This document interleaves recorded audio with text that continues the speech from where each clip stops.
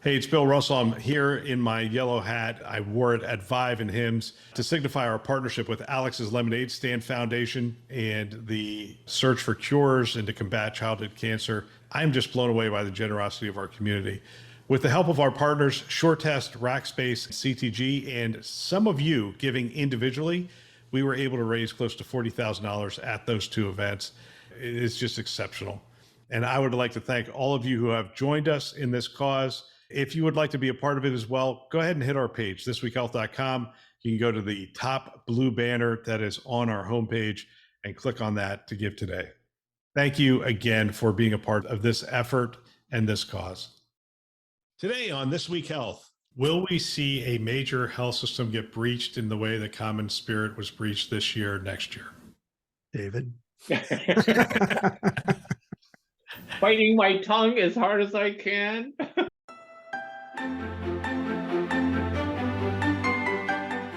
Welcome to Newsday, a This Week Health newsroom show. My name is Bill Russell. I'm a former CIO for a 16-hospital system and creator of This Week Health, a set of channels dedicated to keeping health IT staff current and engaged. For 5 years, we've been making podcasts that amplify great thinking to propel healthcare forward. Special thanks to our Newsday show partners, and we have a lot of them this year, which I am really excited about. Cedars-Sinai Accelerator, ClearSense, CrowdStrike, Digital Scientists, Optimum Healthcare IT, Pure Storage, SureTest, Tausight, Lumion, and VMware. We appreciate them investing in our mission to develop the next generation of health leaders. Now, on to the show. All right, it is Newsday, and today we have our annual end of the year episode. I'm joined by three of my favorite people in healthcare: Drexta Ford with CrowdStrike, David Ting with Tausight, and Laura O'Toole with SureTest. Hey, welcome to the show. I'm going to do a different view just for this episode. So the four of us will be on the screen at all times. So okay, fantastic. All Good to know. Cool. We don't usually do that because actually I'll tell you exactly where this started. Drex and I were having a conversation, and Wes in the comments noted that Bill didn't look interested about what Drex was talking about. And I'm like, all right, we're never going to do this again. Whoever's talking is on the screen, and whoever's not on the screen can take a drink, relax, and do whatever. So anyway, keep the four of us on. It should be fun. We're going to look at the year that was, and a lot of stuff happened this year. So I'm going to open this up by just going around and have you highlight what you think one of the bigger stories was in healthcare, and specifically healthcare IT this year. And Drex, since you are the senior member, not by age, but by number of years you've been on the show. I don't think by age. Yeah. Just saying. But he was on episode, were you on episode like 4 or episode 3 or something like that? I remember when you started doing this, I just thought, at the time I thought like, this is a cool idea, but it's a cool idea that helps you ultimately build out your consulting business. And man, you've really turned this into a whole thing. I don't know. Maybe that's the IT story of the year, right? That this is still going. It is our 5-year anniversary. So it's, and to be honest with you, Drex, when I started this, my consulting business was pretty significant, and now it's a lot smaller. So it didn't really work out for me that way. Well, it's the thing that you decide to focus on. And I think you're doing the most good here.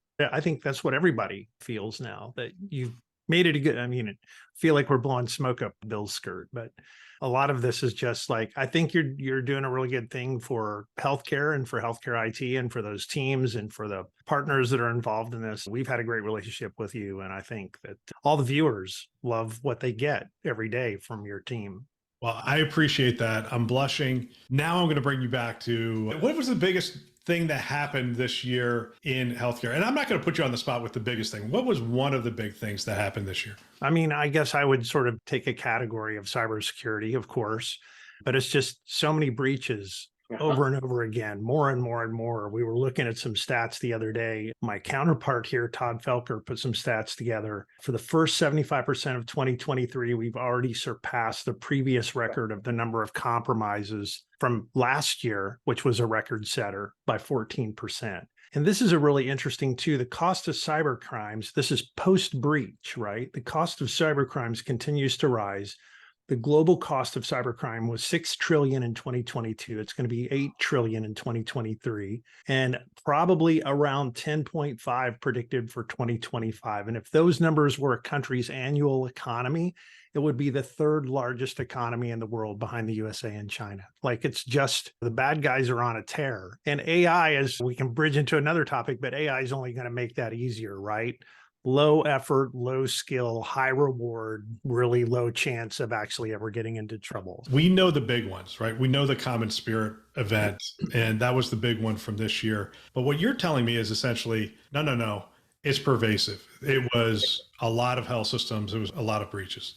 Yeah, Yep. a lot of health systems, a lot of smaller places too. And then the other really interesting part of this is that we continue to see, I mean, you and I were together for one of the 229 events, a lot of conversations around third-party risk management. A lot of the breaches now are in third parties, right? Where there's been a consolidation of data from multiple health systems into a single place, which really becomes a crown jewel in a whole different way for bad guys to be able to get in, break into those systems and get access to 20 health systems or 150 health systems data. That's where a lot of this nefarious activity has been aimed this year. So if you can get into a rev cycle company who's handling multiple companies, will you get a subset of the medical record or will you get almost the entire medical record? I mean, so this depends, right? This all gets into the whole third-party risk management sort of conversation. Like, when you do those deals with whatever companies, make sure that you're doing a lot of really important stuff, like how much data do you really need? Like, it's really easy for them to write in the contract, we just need access to everything in the electronic health record, but really they don't. So let's figure out how to define what are the 10 data elements or the 35 data elements they need, stick to that, and then create a really good program where also they only need that data for so long and then they need to delete it. And all of that reduce the risk of exposure to the data that you're providing from patients and families or employees, right? I mean, the same thing happens with work that health systems or other organizations do with employees, where they outsource some of that data to somebody else to do benefits management or any number of other things. You guys should feel free to cut him off. David, I know you want to Cut me say off. something right now. Oh, no. I love this conversation. And Bill, to your credit, you always bring in really good folks that have a really good opinion or position on the topics that matter to healthcare. And Rex points it out correctly. This is the year of the increasing breach. It hasn't stopped. It's not like we're not spending cybersecurity money. It's just ongoing. It's just endless. It could be everything from places where a server was not turned off in a deprovisioning of an app that sat there for 2 years. It's the hundreds and hundreds of thousands of files that are not used. They're inactive. They're just on spinning. I always call these rusty spinning platters that contain all your liabilities that you don't know about. Where do you send all this extra data? And what are the third parties doing with the data? When we turned the healthcare industry into a digital environment, we opened up Pandora's box. It really is. Data goes everywhere. And I was on the Cybersecurity Task Force in 2016 when we had 120 million records in 1 year. And everybody said, oh, we have to make all these efforts to improve and reduce that number. We're almost catching up to that number again. I think it's predicted to be at 85 plus million records this year. That's a lot of records, a lot of personal data that you wish perhaps had never gone out. Will this change healthcare is the question I want to throw out to the three of you, because so a health system gets breached. We talk about reputational risk, and it doesn't seem to really impact them from a reputational risk standpoint. We talk about, are patients going to change behaviors? Are they going to start going somewhere else? They haven't to date that I've known. Maybe you have seen other things, but they haven't to date. And so the cynical part of me is sitting back and going, clearly we don't want to go through this. It's bad. It's awful. And that kind of stuff. Is it going to change things? I think we're going to start to change things, and I'll give up the floor in a second. It's the lawyers that are starting to sue these organizations. And it's not only have you damaged the patient's psyche, you've also created a opportunity for class action suits right and left. What did we hear the other day? I think a breach occurred. I got reported to a law firm on Friday, an incident response team. Monday morning, they were facing a lawsuit, class action lawsuit by a handful of law firms that heard about the breach. So now the true forces of the legal system starting to jump on this thing as an opportunity because so many patients are being affected.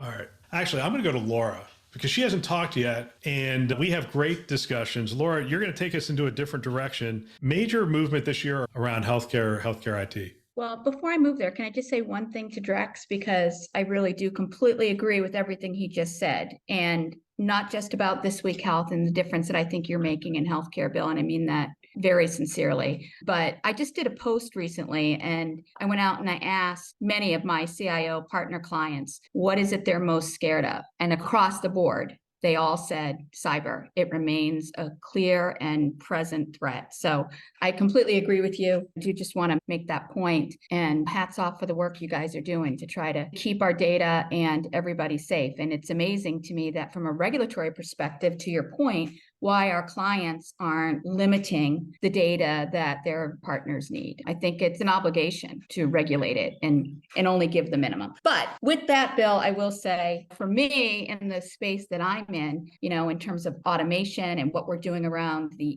EHR and enterprise systems, I was actually very surprised. You mentioned earlier about the number of Epic wins that are still going on in the market and what we're seeing there. And really Cerner and Oracle's shift more outside of the US because they're losing in this market. And I thought the majority of health systems had really gone through that big implementation and we were all about optimization, but there was more out there than I realized. That was a little surprising to me. Big one. Intermountain, UPMC. I'm going to miss one here.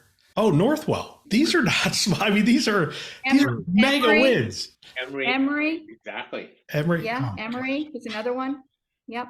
Yeah, I agree with you. I thought we were there. We talked when the Cerner Oracle decision came down and they were coming together, what this was going to mean and who was the big winner. And I remember one of my guests, and I forget who this was, they said the big winner here is Epic. Mm-hmm. And I thought, yeah, that's probably right. Because anytime you have a merger, you have that layer of uncertainty that happens. And then they have to execute really well. And if they don't execute really well immediately following that, then the uncertainty becomes, all right, let's look at our options. And those health systems who are looking at those relationships with the executives at those companies. And as they move and change and disintegrate, there's new upgrades that come as part of the merger or new things that you have to do in the health system to upgrade your current platform. At some point, you have to say, maybe this is going to be as hard as implementing a new electronic health record. So maybe we should consider our options, right? And I think some of that grime might be the thing that got into the gears at a lot of those health systems. So who's the EHR players in the US at this point? Which, by the way, overseas is completely different because you can have InterSystems. Oracle's still a big player over there. Epic doesn't nearly have as much momentum overseas as some of these other players. And I would say in the States, Meditech is a solid player for those who, quite frankly, are on a budget. Right. You just can't afford it. And it runs a health system very well. But is it Meditech if you're on a budget and Epic if you're not? I don't want to say it that crassly, but it almost feels that way. It's like, it's a lot of money to run this thing. And a huge team to manage it as well. I mean, that's just it. It's the ongoing operational costs that are just so exorbitant. I think Meditech also in Canada, Bill, really has a big presence, but I think it's going to boil down to pretty much those two over time is what I think is going to happen. In terms of the players, I mean, you still have some Allscripts out there. I have a couple clients that are still running, if you guys remember the old Star, McKesson, tried and true patient accounting and ADT portions of those systems. So I think Oracle's going to continue to make their push, but I think we're going to see them more outside of the US as we already do. And Meditech, I think they're going to continue to be the front runners. And you see Cerner, Oracle in the government space, right? Exactly right. Both the military and the VA side. So that we reported on that a couple of times this year. That had a lot of starts and stops. Drex, you're a former CIO. Would you want to be in charge of an EHR implementation that has that much scrutiny? Man, I'll tell you. So I spent 20 years in the U.S. Air Force as a CIO for most of that. Helped deploy the first generation electronic health record in the Department of Defense called the Composite Healthcare System, and then CHCS2 later on. And then Alta and all of that came after, for me, post-retirement. I can tell you that with any of the systems that you deploy in the Department of Defense, there's a lot of heat and light on every dollar that you spend and how you spend it. Every time there's a downtime, there's some kind of a message that winds up going to somebody's congressman or senator who opens an investigation. It's a super public way to do business, super transparent way to do business, and a lot of hard questions and scrutiny. It is no fun, I'm sure, to be called to Congress and have to testify. So I can't even imagine. They couldn't offer me enough money to do that project because you're sitting there trying to answer the question. We used to have to answer these questions with the physicians, and the nuance of some of these things was just like, okay, I know you're smart enough to understand this, but it's like an hour conversation before I give you enough background to help you to understand where we're going. And now you're doing that in front of cameras. That is, and they just want yes, no questions. I mean, yes or no, blah, blah, blah. It's yeah. not Right. Yes or no, you spent this no much fun money being on, in those rooms. yeah. Yeah, they don't want to hear you defend why you did what you did and go on and on. They'll cut you off at the knees. Yeah. Did you spend this much money on this implementation? Yes. Does that seem exorbitant to you? No. Okay, here we go. That doesn't sound like fun at all. No, it doesn't. I really do have a lot of admiration. I don't care what side of the aisle you're on. I have admiration for people who have to sit in front of those hearings and answer the questions because they have to go home to their families that night and they just feel beaten up, I'm sure, every time. Anyway. Kind of like our CIOs every day, how they feel. A little bit. David, what do you think this year? What's remarkable about this year, I'm looking back as a startup, obviously, the SVB crisis was an eye-opener. You didn't think somebody that you counted on financially, I mean, our VC firms all used it. We were recommended. They were our backbone for our finances. And all of a sudden, it was the only time in my entire career where I woke up one morning and I go, we have no money to spend. It's all locked up. How do we pay our employees? Because you have no money. And surprisingly, over the weekend, it got unlocked. I mean, that was a frightful moment as anybody who has to run a business would go through and say, how can this possibly have happened in an industry that's so highly regulated and watched over? That's where you want these folks to be sitting in front of that congressional committee and getting grilled to say, how could you let this happen? Right, Where were you when you were out golfing? Did you know that all these people were out of business? The other thing, David, last night I was in Houston yesterday. I was flying back and I decided to watch a movie and I watched The Big Short. Did any of you watch The Big Short? Oh, yeah. About the 2008 meltdown? And Yeah. the whole thing is that same thing. It's just like, how could this happen? How did we get here? It's like it repeats itself. yes. And David, I feel you. I mean, to wake up and feel that similar situation, not quite a startup, but we're on our journey. We had just switched from SVB. Bill, I think I told you this, like 3 or 4 months before, had just changed our banking. And I was like, I called my CFO that day and said, what do you want? You want to go to a great dinner with your wife? What do you need?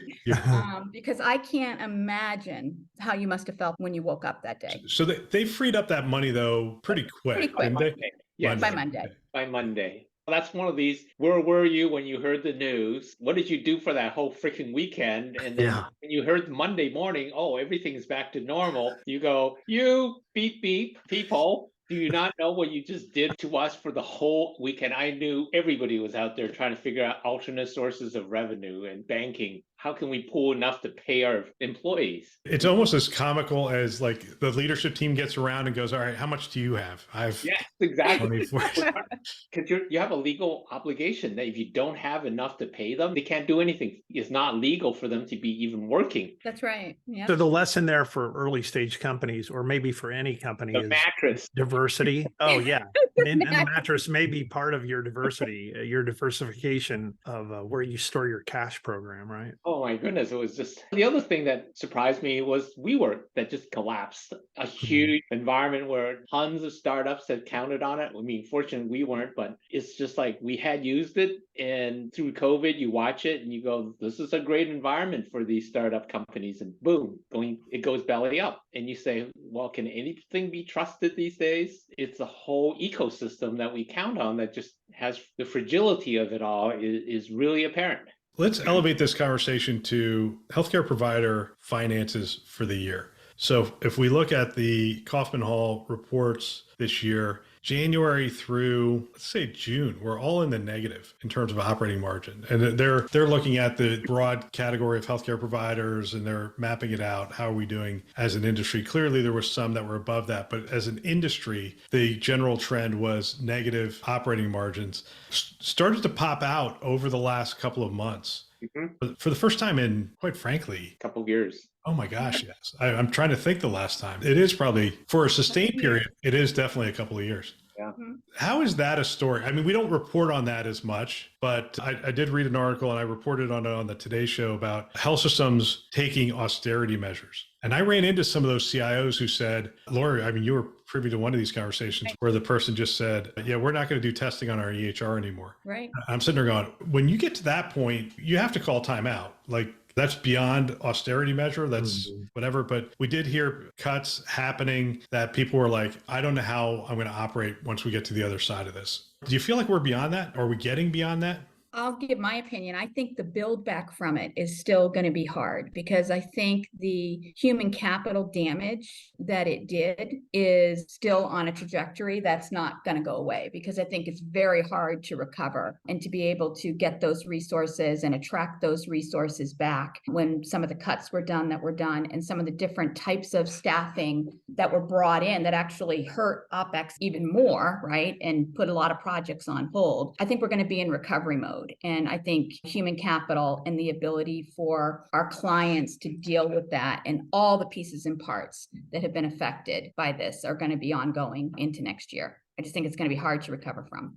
We're going to have some tech debt as well. Absolutely. One of the stories I constantly hear is, oh, we're told to make do with what our reduced budget, which means in cyber, that means I don't have extra staffing. I don't need to expand my repertoire of what I can do, which leaves you vulnerable to more stuff. I think your prediction, Drex, of the numbers of breaches is going to continue because there's this, well, you may do for the past 2 years with what you had, and look, we're still operational. So let's just ride that curve out and not increase anything, which is really dangerous. It's a different reception from the folks we know that had breaches in this interval where they go, hey, hell no, we're never going to go through that again. How do we prevent that? But that whole mindset of, do I improve my cyber posture or do I just keep limping along until there's a huge influx of new cap or revenues go up and the margins improve? I think we're on that cusp. But I don't know, Drex, if you've seen the same. I mean, it's interesting, right?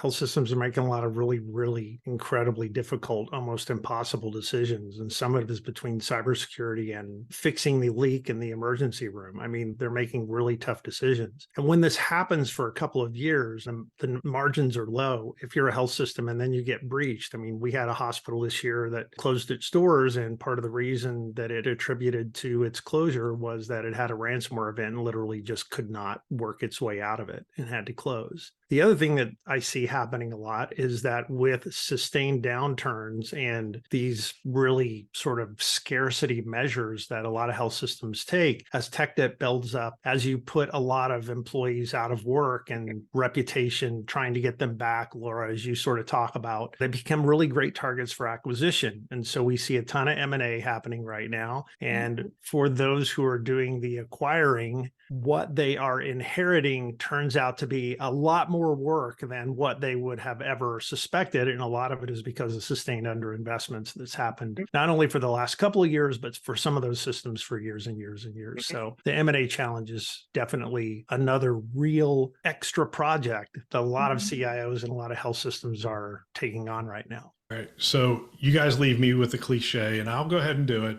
I think this year may be known as the year of AI. Yes, correct. Somebody had to throw it out there. I wanted you to have that premier position of saying, it's the year of AI. Who would have thought? Yeah, I'm just throwing it out there. What do you guys think? Do you think AI was a big part of the conversation? Heck, it was a big part of the conversation this weekend for everyone. We're recording this just after Satya Nadella has scooped up Brockman and Altman to be Microsoft staff, which we don't really know how this is going to play out just yet. And nor does it matter in terms of the broader conversation, although it feels to me like Microsoft just bought OpenAI for pennies on the dollar. And Satya Less than Nadella, pennies.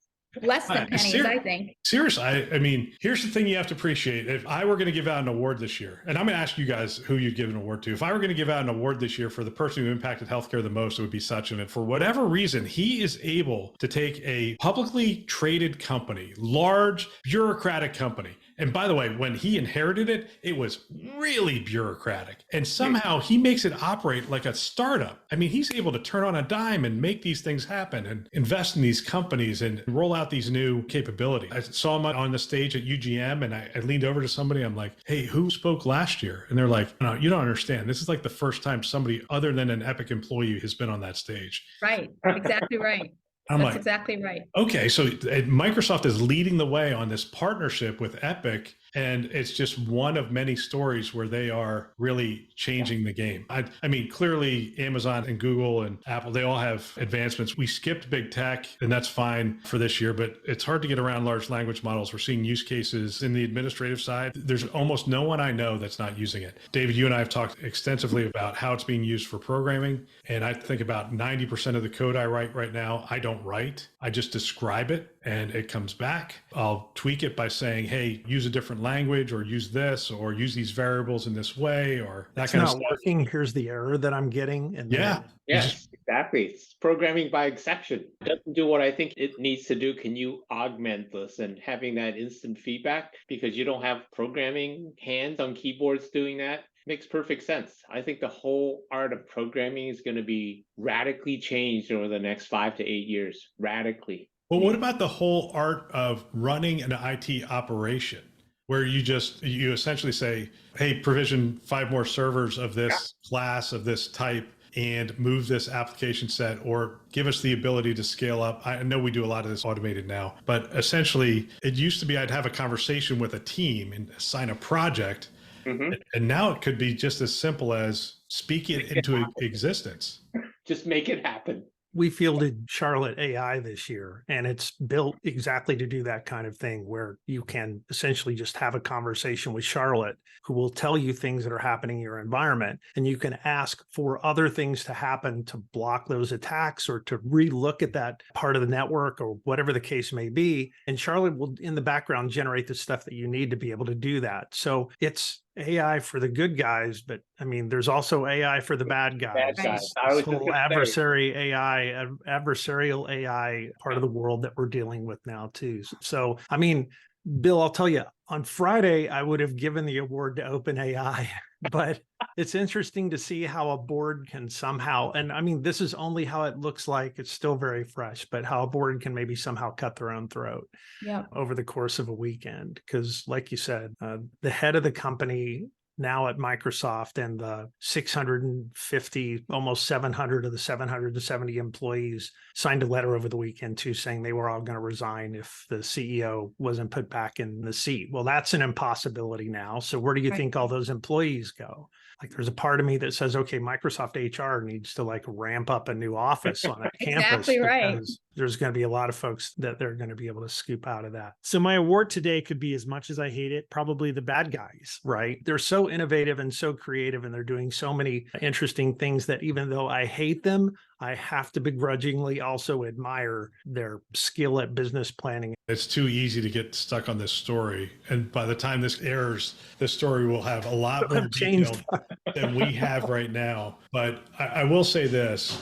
This was a difference in vision. And if you look at the founding of OpenAI, it was a science experiment. We are going to bring AI to the masses in a way that is well thought out. It is secure. It has the guardrails that it needs. And it is not a commercial endeavor. It's more of a research project. Well, can we argue that over the last 12 months, this has become a commercial venture in high capitalism at its best? I mean, just the selling of 49% to Microsoft, the launch of an app store, and so you see where Altman sees this potential and is sort of taken it this way. But the board was like, hey, wait a minute. We have gotten pretty far away from where we started just based on you have a picture, but that wasn't the picture we started with. And so, yes, they shot themselves in the foot, but they really see like they're standing on morally solid ground. But yes, as far as the commercial entity, who knows where it goes from here?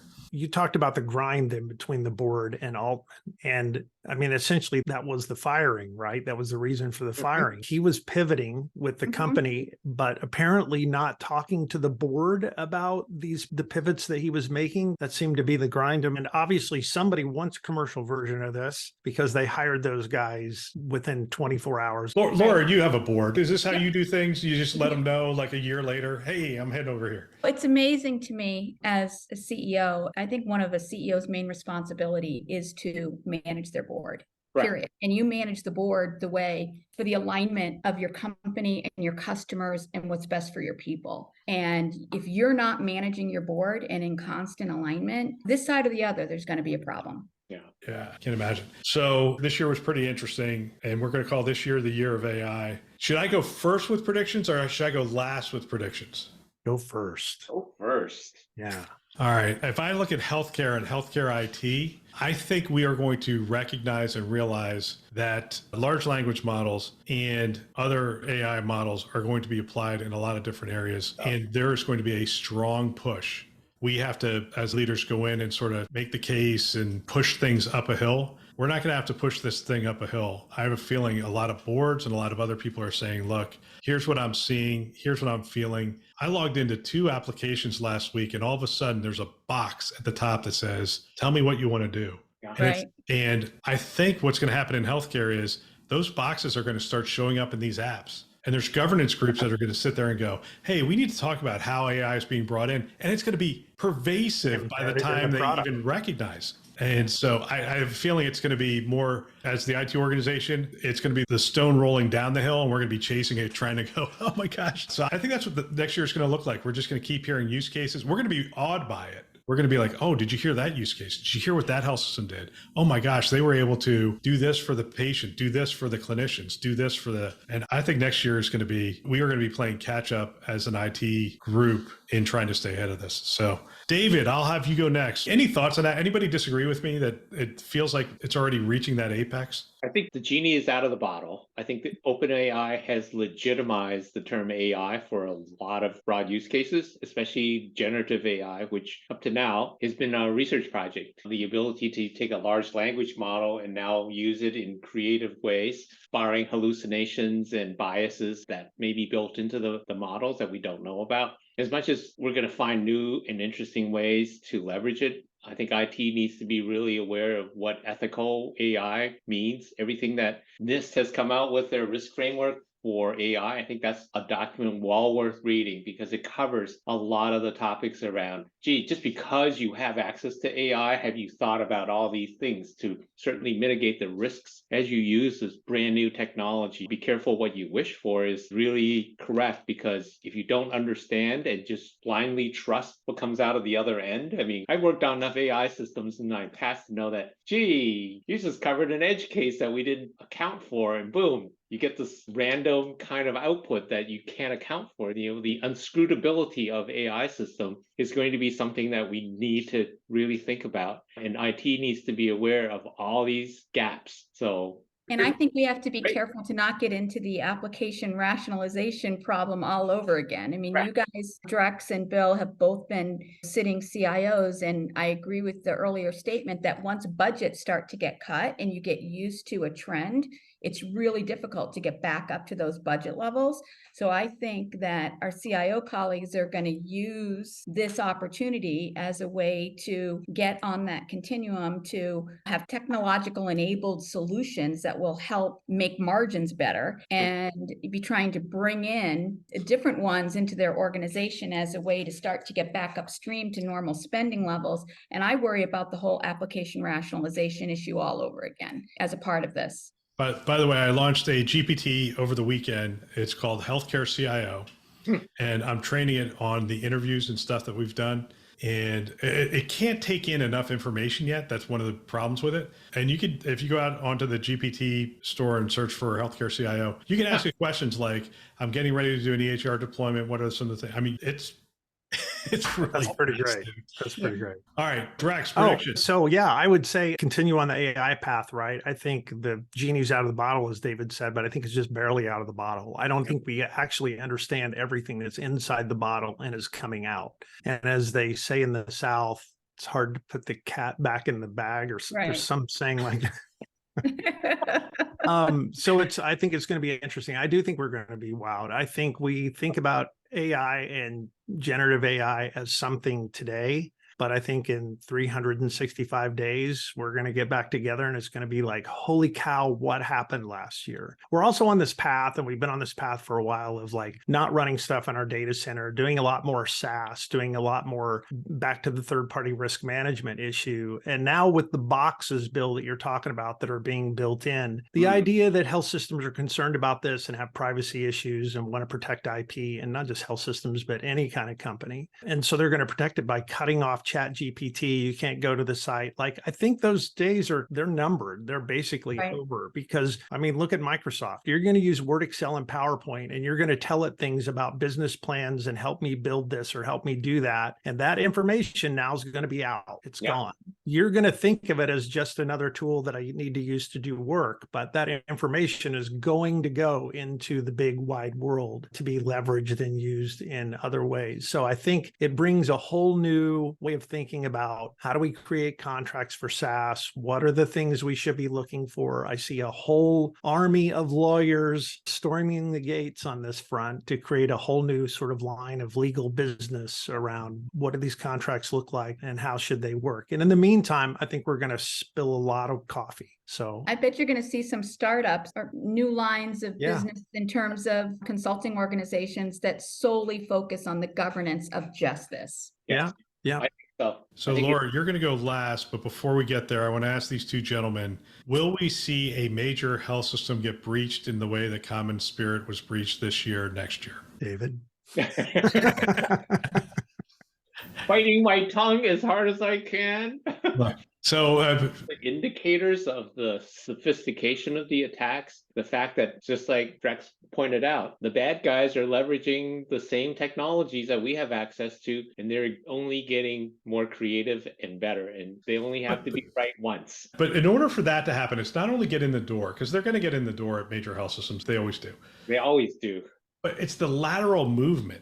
Have we gotten better at stopping that lateral movement? I guess is my question. Are we going to see they got to the EHR and they shut it down situation again next year? Or have we gotten to the point where we're stopping that lateral movement? And I know you both have products that head us in that direction, but. So I look at it like this. So there's oh no, things have gotten really bad. We have to call somebody like CrowdStrike to come and help us because the whole network is shut down, right? Incident response. I think that mature health systems from a cybersecurity perspective have taken a much different view of this, focused on speed, and they're focusing on the other IR, the intentional resilience, right? You can have all the little incidents you want, but if you can catch them when they're in the first machine and kill them off, then to everybody that works in the health system, it's like nothing ever happened, right? And that's the model that you have to aspire to, but not everybody's there. This was a very unsatisfying answer for me. I thought you were going to say yes or no, like in the hearing, and then I thought you were going to start naming names. Like I think this house somebody's going to have a big breach next year. I'm going to say absolutely yes. It's just I don't know who. I'm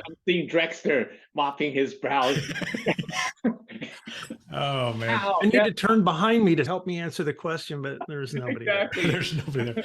Laura, you get the last prediction for 2024. What does it look like? I think it's a pretty easy prediction. I think that for our CIO colleagues, the innovative ones are going to rise to the top.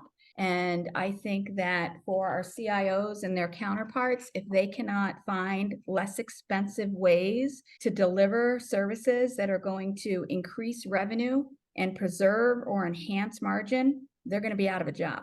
And I think that for some health systems that have not embraced the whole virtual nature of where knowledge workers are in their life and that really want to force pulling people back together and can't get over themselves, they're going to lose.